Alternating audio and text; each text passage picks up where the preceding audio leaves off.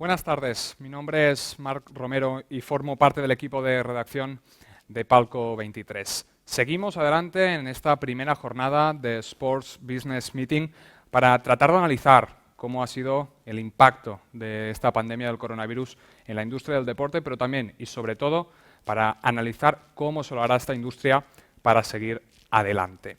Contamos con David Dellea, que conecta con nosotros desde Zúrich. David se encargará de la ponencia Sports Industry System Rebooting. David Dellea es director de Sports Business Advisory en PwC desde 2012, formado en Derecho en la Universidad de Lausanne y con un máster en UCLA. Lidera proyectos globales como el informe Sports Survey y cuenta con amplia experiencia en el sector del deporte. Os recordamos que esta conferencia será en inglés. Aún así, podéis participar a través de la plataforma haciéndonos llegar vuestras preguntas también en castellano. David, thank you very much for being here with us. You're welcome. Thank you. Thanks a lot for the opportunity. So happy to take over from here if that is okay. So yeah. The screen is visible, right? Absolutely. We see you. We hear you perfectly. So the stage is all yours. Okay. So every time I do this presentation, I always wonder whether I should change my painting that I have on my back. So I apologize up front if you don't like red color. Let me get started right into it. So as introduced, my name is David. I lead the sports practice for PwC. So we do work across, I would say, across the sector within industry. So do quite some work with federations, with governing bodies, with media companies, agencies, investors, public sector as well. So we pretty much work across the sector. One project, one initiative that we have followed actually from early on was that of establishing a sports survey. So that has been kind of the initiative that we started over the years. This is the 5th edition, and what we do here is that we go out to clients and our contacts within the sector, and we obviously ask them. We try to take a bit the temperature of the sports sectors overall, and we try to do it really globally, right? So just to start up on our end, what have we achieved actually with this edition of our survey? So we've gotten to 780 executives this year. So we've got 190 more compared to last year, and very much spread across the globe and across, I would say, the key elements of the sector. Now, what is important is what is the vision? So what are we trying to achieve actually with this study? And that is nothing but establishing really a representative barometer, I would say, of where the industry stands on a yearly basis, right?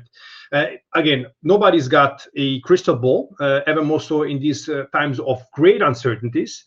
But what we want to do is really try to foster a debate on what is happening in the industry and where the industry is going forward. So very much we hope that actually this opportunity, this presentation will foster a debate, will entice people to express their viewpoints and what they believe is going to happen going forward. So let's dive right into it. So one of the first questions we ask every time on the survey is growth rates. And we do always by playing a bit of a trick with our respondents, in that we ask them first, what was the growth rate over the last 3 to 5 years? And what is actually the growth rates for the next 3 to 5 years? You see here the difference between what we had in last edition of the survey here on the left-hand side and what we had in this edition of the survey on the right-hand side. There is a significant gap. So respondents have identified growth as being at 8% during the last 3 to 5 years, and now they're looking forward. They look at 3.3%. So how do we take this? So we take this, first of all, obviously, with understanding the great impact that actually COVID-19 has had. So we see a tremendous gap going from 8% to 3.3%. However, on the positive side also, we see that sports executive overall continue to see the future, the long-term future at least, with positive eyes, because they continue to expect some degree of robustness within the industry that actually leads to a certain degree of growth. Okay, so that's why you could see it negative, but then also on the other side there is actually a positive aspect to it. Yeah, and clearly, so COVID-19, and we'll delve into it a bit later, has obviously ravaged throughout the industry. Now, I have to say one point that is important is that this survey was carried out from May to July of this year. So that means that the second wave that we are all experiencing right now, and which is again disrupting the sector, was not catered for, obviously, as respondents have done right now. So I would expect for sure that this second wave has potentially also driven some executive further into negativism. Yeah. So this is in regards to growth rate. Now, if you look at individual revenue streams, also here we see that some revenue streams, particularly here, if you look at ticketing, clearly has been thrown back, I would say, into very, very low growth rates. And here, the long-term perspective of this revenue stream is about 0, down to from 3 to 3.2% as we had in the last edition. Now, we see also on the left-hand side, sponsorship and advertising also affected quite significantly compared to the estimates of last year, and clearly also the fact that here clearly there is a lower budget that are going to be experienced by most of the corporates that are typically sponsoring. So marketing budgets are affected by the economic downturn and by the sluggish consumption, and at the same time also compounded by the fact that a lot of assets that are related to sponsorship relate still to event attendance, and that also actually drives lower growth rates. Yeah, we see significant growth on around betting and fantasy. This is mostly driven also by North American markets, where since 2010 we have a lifting of the federal ban, which also will drive growth going forward. Yeah. Another area where we also test a bit the waters with our respondents is in terms of understanding what sports actually are expected to drive the most growth on a global stage. Yeah, and we do this, I would have to say, a bit arbitrarily, in that we choose 20 sports and then we confront our respondents with the list and ask them basically to rate the different sports in regards to their opportunity to grow revenues globally. So what is there actually to be said? Unsurprisingly, esports again has come up on top, just like last year, with the vast majority of respondents seeing significant growth at the global stage. But we also see football and basketball also continue to be on the top. Yeah. What is interesting this year is in the fact that motorsports, as you see here, actually has come into the top 10, and it wasn't there last year. And we see rugby also that has gone down by 3 positions. How do we take this? Again, I think there is a couple of messages that come out of this. First of all, we see, as mentioned, esports on the top. No surprise with that. Now, motorsports seem to be really reaping the benefits of the investment that have been going into the sector of last year. And I think here Formula One has done significant step forward. Formula E also continues to be resilient in their positioning and advance their agenda and their offering year after year. While we see, on the other hand, rugby, well, after sort of the height of the World Cup last year and sort of the Olympic debut in 2016, some of the issues they've had on around calendar and the governance also in the aftermath of the entrance of private equity investor could be potentially creating some doubts in the views of the executives that have responded here. Yeah? Now, most importantly, I think this is obviously one of the key questions we ask every year, is to rate overall what is the sense on opportunities and threats that is affecting the sports sector. And you see here on the left-hand side, in regards to opportunities, clearly the ability to improve fan experience through digital comes out on top, with 89% of people identifying this as being a key opportunities. And this is, in my view, really a very, very important point, because we need to acknowledge the fact that that although consumption is becoming ever more digital, okay, specifically live consumption is shifting clearly, we have the experience that we're getting today through digital channel for live consumption particularly is not at the level that it should be yet. So I think it's not augmented sufficiently, and I think there is more that we can expect going forward in terms of making really the digital experience much more rich than what it is today. And I think that bears a tremendous amount of opportunities. As a second, we have here the creation and monetization of digital assets. That's another aspect in our view that will bear tremendous fruits. You will see as part of our study, we have a deep dive that we've done alongside with Spanish company Horizon, looking really at the value of digital assets. What does this say in our view is the fact that really digital assets present an immediate opportunity, which in my view, certain rights owners still are not fully profiting from. I think many organizations out there still treat digital assets as kind of an indirect sponsorship vehicle, and we are convinced here there is more value to it already immediately for many rights owners to monetize digital assets much more strategically. The last point that we have here is on innovation in media rights packaging and distribution. Here, I think there's going to be tremendous activity over the next couple of years, and I would say really a transformation going forward.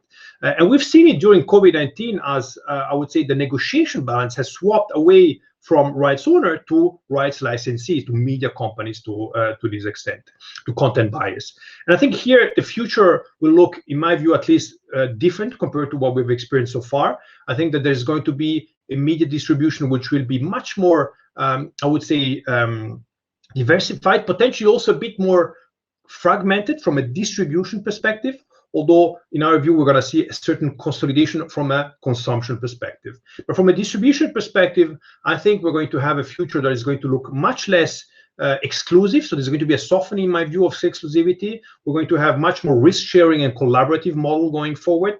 A potential, as we'll see later, also a shift towards of OTT platform to become more of a B2B to C, as opposed to just a mere direct-to-consumer platform. So I think there's going to be a lot of action in this area. From a threat perspective, comes as no surprise, the impact of health and safety crisis comes on top, and the reduced financial means that actually organizations have at their disposal. Now, what does this mean concretely, actually, if we look specifically about the second point? I think what this really cries out to say is the fact that really it is extremely important to be in a position to prioritize actually resources going forward. Within an environment of cost reduction, it is extremely important that organizations continue to be in a position to invest there where they can have the greatest impact going forward, and really be very strategic about how they spend money, as opposed to doing kind of overall cuts throughout the board. So this is to give you, I would say, a first vantage point across the board. Yeah. Now, the first section of our study has revolved around the impact of COVID-19. And I think that here, what we learned from this is clearly, we've asked our respondents whether they thought the industry overall was prepared to it. And clearly the vast majority did identify the fact that the sports sector was far below average, I would say, compared to other sectors within in regards to being prepared. Now, a few ones, as you'll see here, actually have identified as being the sector prepared. At the recent presentation I was at, we were all joking the fact that this was probably the guys at Wimbledon that had an amazing insurance policy sign up. So some actors, in truth, actually were prepared for it. Many federations and many governing bodies had the opportunity to build sufficient reserve to deal with this type of situation, or had the right insurance in place also to deal with postponement or cancellations. But it's true that overall the sector was definitely caught non-prepared, or certain part of the sector were caught non-prepared. And the interesting question is to think of why, actually. Why was the sector less prepared than others? And I think that what is here the key takeaway for me is the fact that overall the sports sector has never really been used to significant external crises. So crises in sports have always been kind of baked from within, right?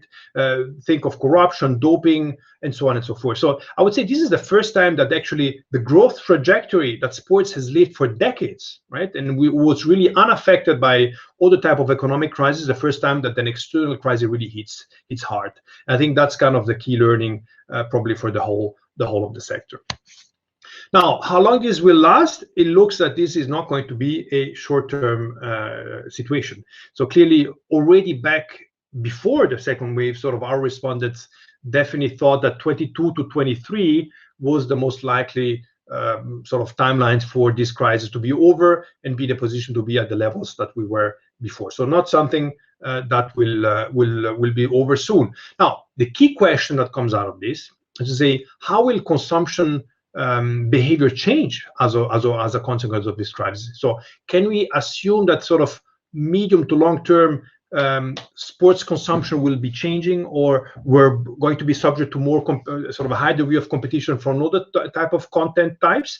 So what is this really happening? How is this really going to affect long-term consumption? I think this is the key question, by virtue of the fact that this crisis obviously will not be over anytime soon. So one point that we also confront our respondents is kind of trade-offs. So we confront them with two opposing possibilities that we ask them to pick from. Yeah. And here, in terms of the impact, so how COVID will impact the future of the industry, there is clear consensus in that investors will come in significantly. I think, obviously, by necessity, we've seen this sort of a surge of investors coming, specifically a flux coming from the US towards Europe, and obviously affecting particularly football by necessity. But I think this is only compounding a trend that has been happening already earlier, and that is kind of a greater degree of collaboration with the private sector. Ever more so by rights owner acknowledging that potentially working with the private sector or with an investor on the commercialization of their assets may be a better solution than doing it in-house. So I think we're going to see an increasing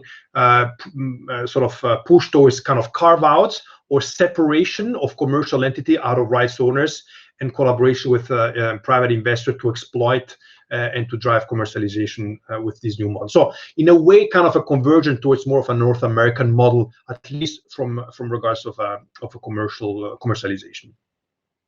Now, the trends on around digitalization will increase. So this links back to the fact that although one of the biggest threats is going to be more limited funds, I think there's going to be a growing investment within digitalization going forward. So a reallocation, I would say, of funds towards that.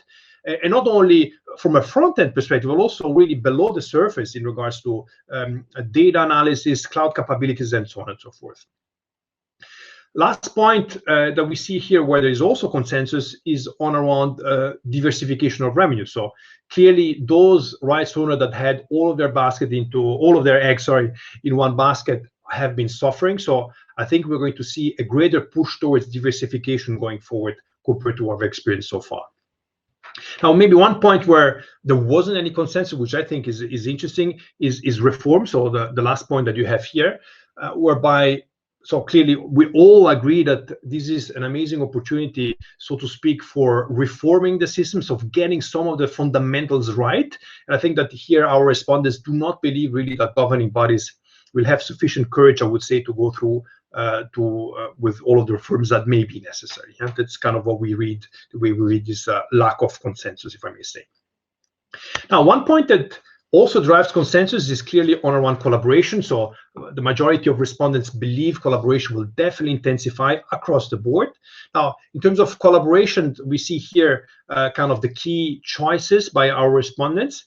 And maybe one point I'd like to point out is really something that, in my view, will really holds tremendous potential going forward, is that the ability of sharing resources and assets more effectively.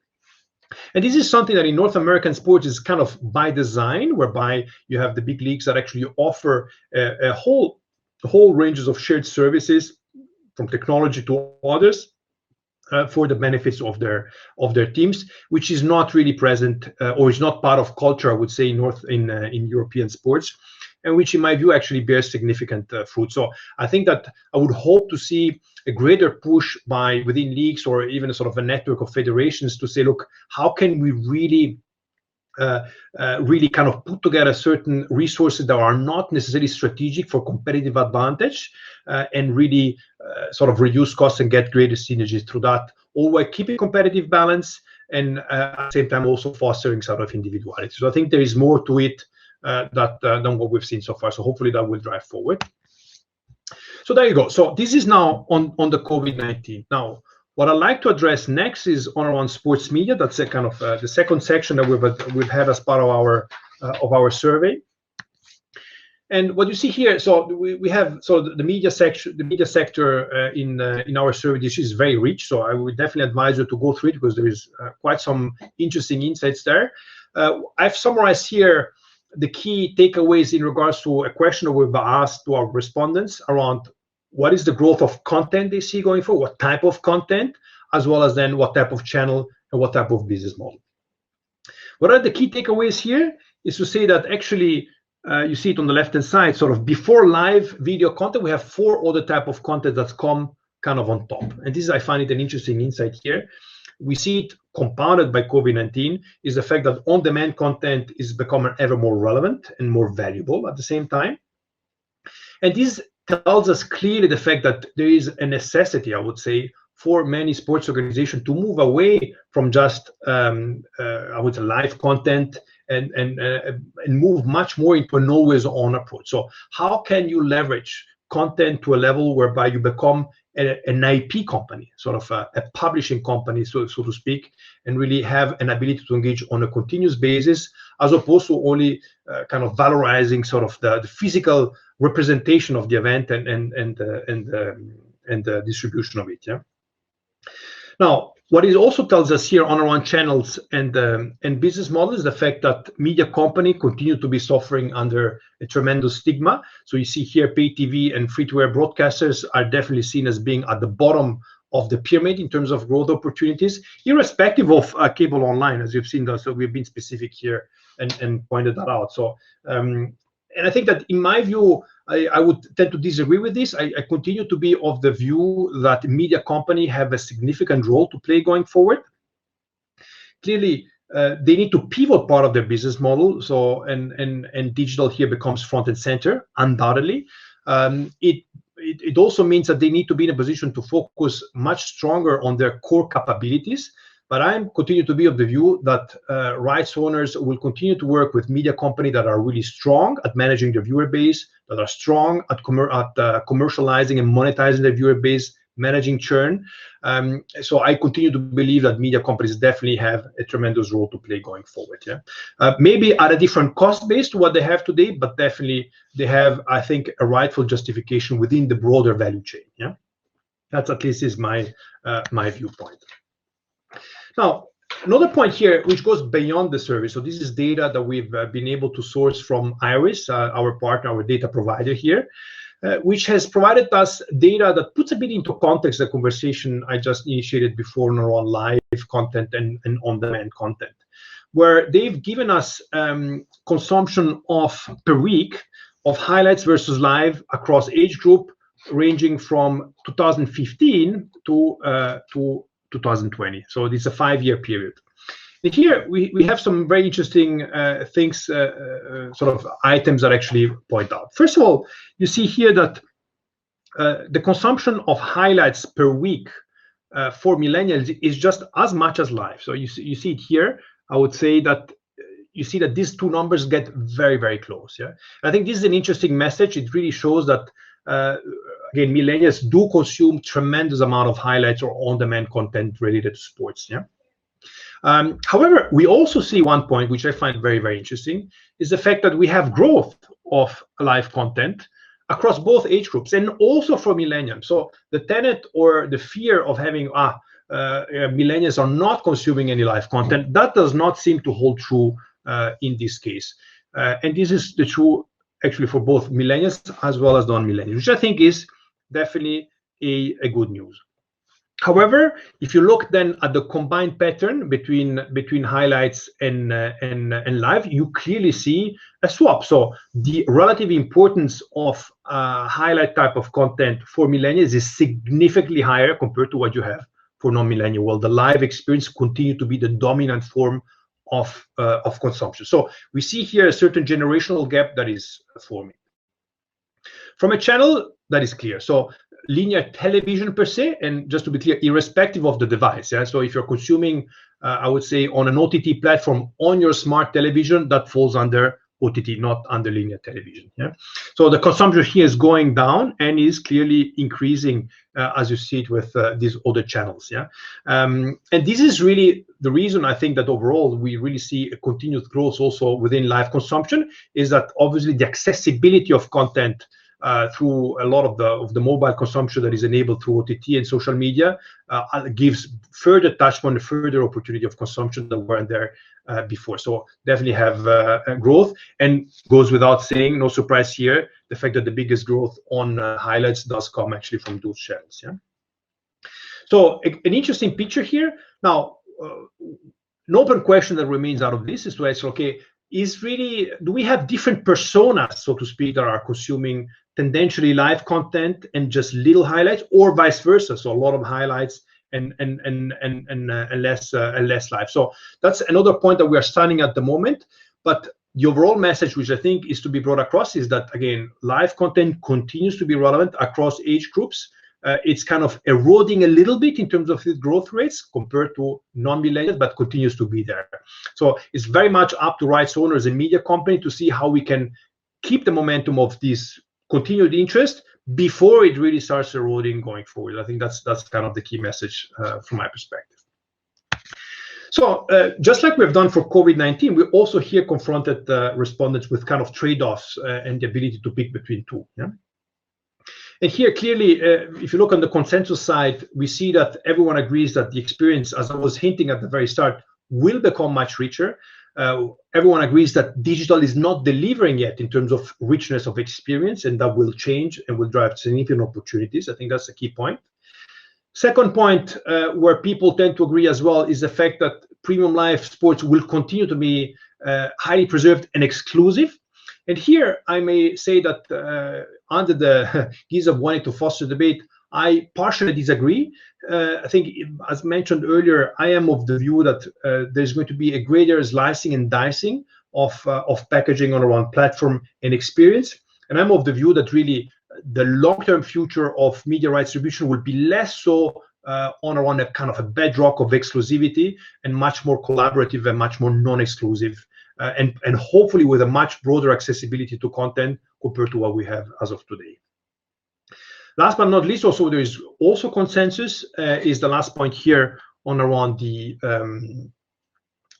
sort of rights owners OTT. Also here we're going to have a further push to a B2B2C. So in essence, a view whereby the OTT platform will not necessarily serve as a primary way of distribution that actually should replace media company, but really working hand in hand with media companies and delivering to them not only the content, but also the right digital experience for a media company then to serve their own viewers. And I think that this we're going to see ever more so, in some way kind of a morphing of this OTT platform towards kind of an embedded experience delivered to media companies. I think that again in the future, media company will not be able to afford significant investment into technology to deliver an augmented digital experience. I think that should be part of the work of rights owners to really do that from the get-go, and then deliver that to media companies for them to integrate that into their own offering. So that's this is at least is my view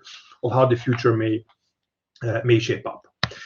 Now, last section, which for us was, I would say, we're the most curious about is esports. Ever more so as we had the opportunity to observe esports during the sports hiatus at the start of the lockdown times. Yeah. Now, how did we go about this? So from the get-go, we were extremely curious to get to understand really, indeed, what happened during the COVID-19 lockdown, at least the first wave of it. Yeah. So what we've seen here, so we've got some amazing data here from IRIS again, just like the data set we were showed before. What have they done? They've actually measured for a total of 10 titles, right? For a total of 10 titles, esports titles or gaming titles, they've actually observed the number of hours streamed and watched for the 10 biggest accounts for each one of the titles. Yeah, so that's the kind of the data set we got. Yeah. And what we've done here, you see that we've kind of indexed everything to 100% to make it visible. So that's we've done that. So it's not the actual numbers that you have there. Okay. But what have we observed then from this? First of all, we've seen that actually the number of hours watched for action, fantasy, and shooter genre, we're talking about 500 million hours, which completely obliterate, if you want, what we have for the simulated sports genre, which was at just 100. So 5 million against 500 million. So a significant gap we have between the two types, which I think is an important point to understand from the get-go. Yeah. Now, what has happened? So see, when the lockdown arrived, which was about here, we see a significant spike in the number of hours streamed, which you see in the dotted line here, which then actually was followed quite closely by the number of hours watched in regards to action, fantasy, and shooter game. So you could see here that potentially this uplift that we have here seems to be pretty consistent. So it looks like COVID-19 really has given, I would say, wings to this type of media product. Yeah. Now, on the flip side, on the other side, you see simulated sports genre, which after the lockdown has gone through the roof, followed really one-on-one between hours streamed and hours watched. Yeah. However, once sports actually came back, which was around here, you see that basically the hours streamed continued to be relatively high, but the consumption has come down. Yeah. So you see here, sort of there is a certain sort of a certain difference that you see here between simulated sports and action fantasy. So we were curious to see out of this really. So it's really a simulated sports genre. Take it FIFA, NBA 2K, or F1, etc. Is it good enough as a media product, or how different is it? Yeah? And for this, because we had the number of hours watched and streamed, we could create kind of a return on streaming, so to speak, a kind of a KPI. Okay, which we've done here. You see this number here. In this case, for League of Legends, we've actually divided the numbers of hours watched by the number of hours streamed, just to get this return. Yeah. And what we see here, we see that clearly League of Legends is a category of its own. So with a ratio of 420. Yeah.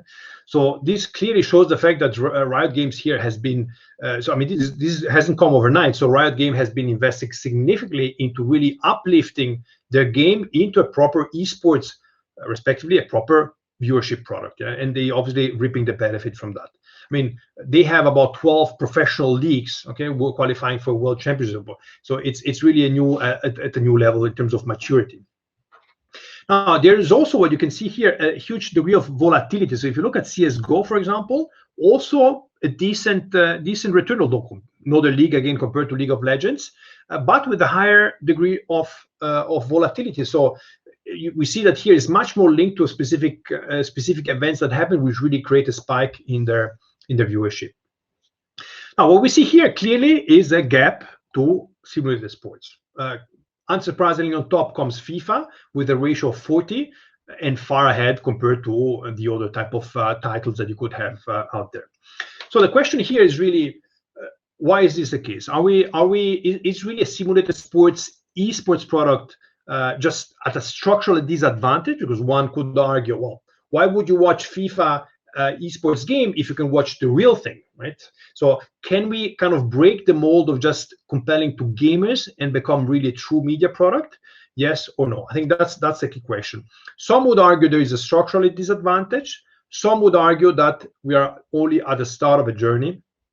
The competitive gaming ecosystem within FIFA is literally forming on around a lot of the domestic leagues, on around FIFA, and the storytelling they start on around the Nations League and so on and so forth. So a lot is still to be done. So one could also look at this as being all potential for the future. And you see also F1 has done tremendous strides forward, specifically this year with their game.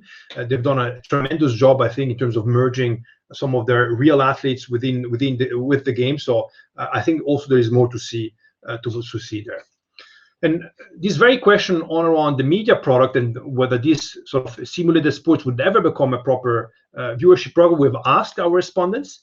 And you see here sort of a good, I would say, majority really does believe that this will become a mainstream viewership product, also for non-gamers, but in the long term. So people agree here, it may take up to 10 years. It's still a long journey going forward, but a journey that will eventually materialize. Yeah. And I would agree, indeed, sort of the competitive ecosystem is still forming, still needs to improve. The game modes within the respective titles will also improve to be much more suitable for esports as opposed to only gaming. And the very simple fact that gaming is a massive phenomenon. Younger generation are spending tremendous amount of time gaming. Sports fans are tendentially more prone to gaming, so I think we're going to experience definitely a further increase. Yeah. Now, on the right-hand side, as you see here, we've also asked our respondents to rate the degree of success that the esports initiative have had so far. And you see also here that there is significant optimism. Either people say it has exceeded expectation or is in line with expectation. And those that actually say it's below expectation still believe that this is promising going forward. So definitely tremendous optimism and growth opportunities within esports going forward, undoubtedly. Last slide of the day is with us also in terms of what were the key benefits and challenges into traditional sports engaging within esports. And what we see here coming out on top clearly is the fact that there is a tremendous benefit into engaging a new fan base within the sport. And this really stands out because we've also asked our respondents whether this was allowing them to engage better their existing fan base, and that definitely rated much lower. Yeah? So new fan base, definitely the big opportunities or the big benefit that many are seeking within esports. And if you look at challenges, what comes out here on top is the fact of creating an engaging content and narrative, and not only just creating a competition doesn't make it attractive from a viewership perspective.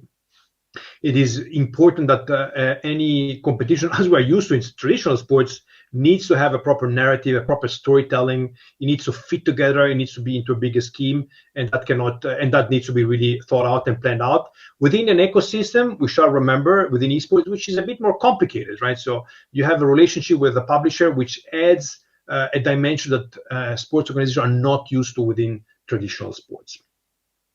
So there you go. This is what I wanted to cover today. Again, thank you very much. I hope the presentation was informative. I would encourage you, in any case, to read our full study. We have tremendous case studies and deep dives that hopefully will spark a further debate compared to what only my presentation has done so far. So I will take down the presentation right now, if that is okay, and I'm happy to take any question.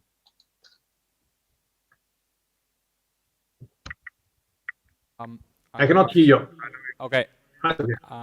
Do you hear me now, David? I think now, yes. Yes. So I was saying thank you so much for your explanation and for your speech. I think from the presentation, we can understand a little bit more about how the industry needs to face its comeback and how to face the COVID-19 crisis.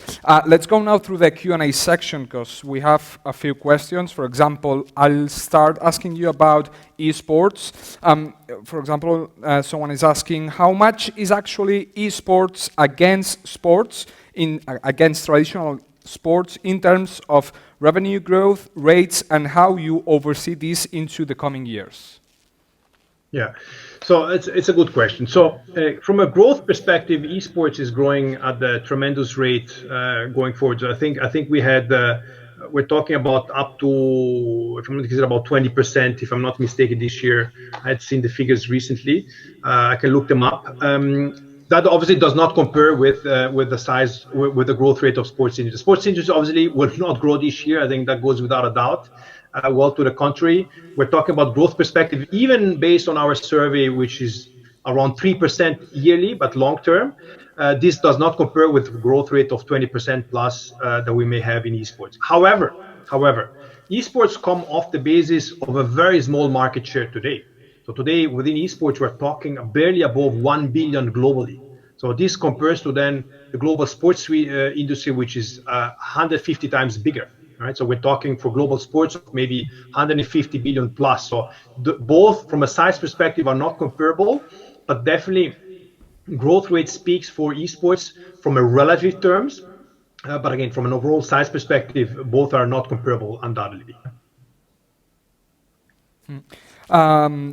How you oversees the sports betting vehicle is impacting normal or standard evolution of sports industry in terms of monetization? Yeah, so I think betting, so there are two facets to it. Obviously, there is betting in many countries a regulated activity. So, and that's why a lot of growth obviously there's going to be a lot of influx of financials within North American. What we don't need to forget is the fact that betting only partially can be monetized by rights owner in the same way than one can do with live stream. So if somebody wants to do betting on sports without necessarily losing the live feed, they can do so without necessarily actually having the right. So there is a huge leakage, if you want, in betting, which is not present in other type of potential rights that are exploited in the sports industry. So that's why that growth is also injecting into sports, but not to the full extent as it may. And at the same time, so I think the interesting opportunities in my view is really how we can get to a point of integrating an aspect of gamification, which is kind of a halfway between betting and actual and gaming per se, and really make live video consumption much more engaging and interactive through elements that could be peculiar of betting, but that make just the live stream much more engaging and interesting going forward. I think that's where there is a big opportunity.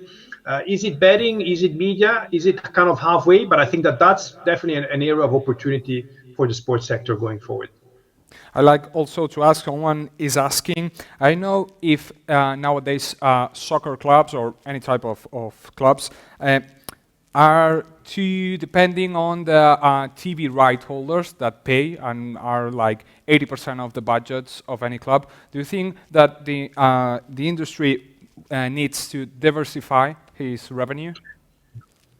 Look, undoubtedly. So I think that media obviously has been a tremendous growth factor, and we've seen it now during the impact of COVID. So those leagues that actually had a low dependence on media, actually, interesting enough, have been the one that have been most hard hit. If you look at Swiss football, okay, just to mention one. So here we're talking about the spectator revenue accounting for over 1/3 of the revenues. Yeah.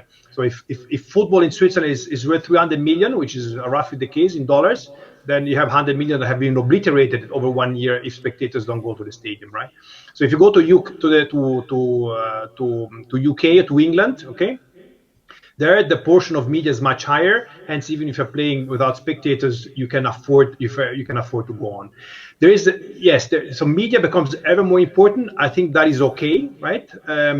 However, the question is, how do you reduce dependency within the media sector? So to what extent do you have all of your eggs in just a couple of baskets from a media revenue perspective? That's where many actually have suffered so far.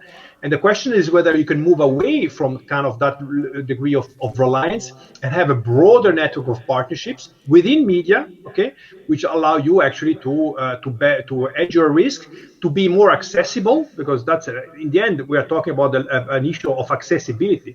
We all know that unfortunately paywalls have not made it easier for people to access live football, right? For instance, and I think that's where we're going to have a change.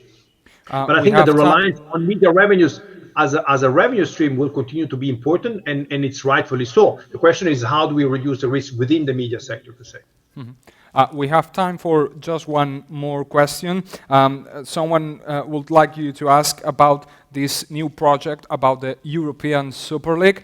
For example, FC Barcelona just recently said that would play in that Super League. What do you think about this new project?